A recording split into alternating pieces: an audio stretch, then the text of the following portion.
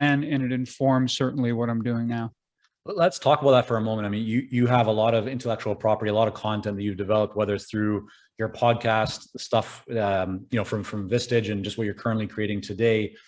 How do you think about distribution right now? What are you doing? What are the best practices that have allowed you to, as you said, when you get your content in front of the right people, it's good for the business, it's good for spreading the word.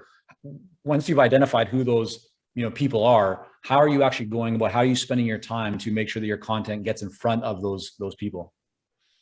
Yeah, well, at first I really try to match it up with their needs, to the extent that a conversation is had, or someone hears about my work, or I'm introduced in some way.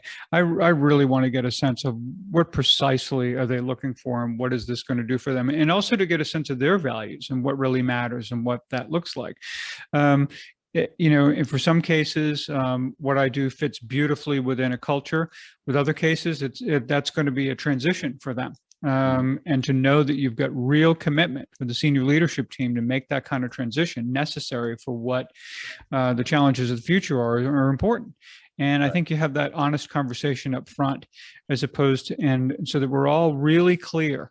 If there's anything I learned, and I think we did well when I had Bottary and Partners Public Relations, and what, is imperative for any relationship that I'm engage in today with a client, is that we all have real clarity and agreement about what success looks like. It's so easy to have yourself in a situation where everyone at the office is high-fiving each other because they think they did a great job, and you go and meet with the client and they're like all disappointed, and you're like, well, what the hell, right? I mean, that should never happen. And when it does happen, I personally think it's the agency's fault.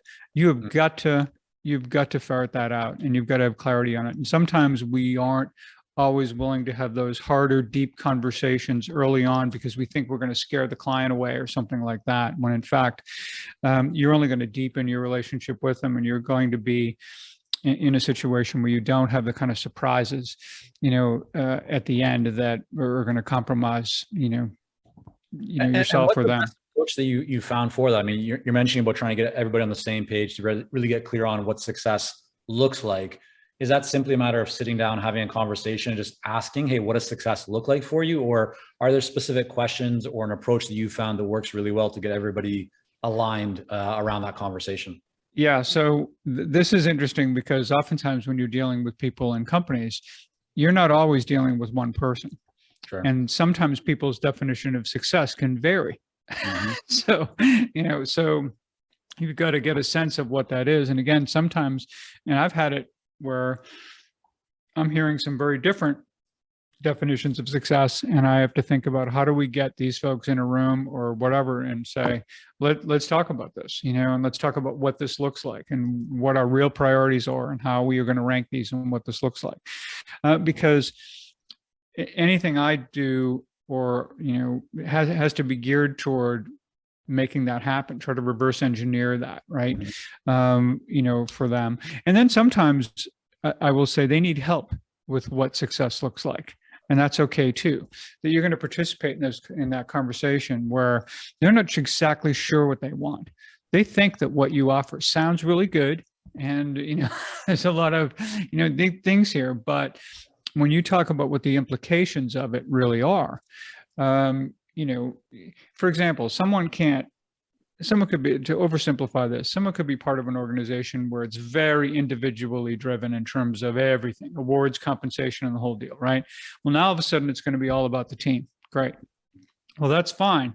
And you can do that, but you better have a commitment to that in every single area of your company. Everything, your compensation, your rewards, your how you celebrate, what you do. I mean, the whole deal, has got to be reinforcing and overlapping, and you can't send mixed messages about, oh yeah, the team was really important now, but what really matters is if I hit my numbers over here, then I get my individual bonus, and this kind of stuff. I mean, so there's got to be a real commitment there too. And that's not always easy, granted, that's, and the bigger the company, the harder it can be. And so, but you really have to, that work up front in order to really create a level of clarity around what we're going to embark upon together and what the steps look like and how this is going to work and what it looks like, recognizing that there are times during this process where we're going to have to be comfortable being uncomfortable.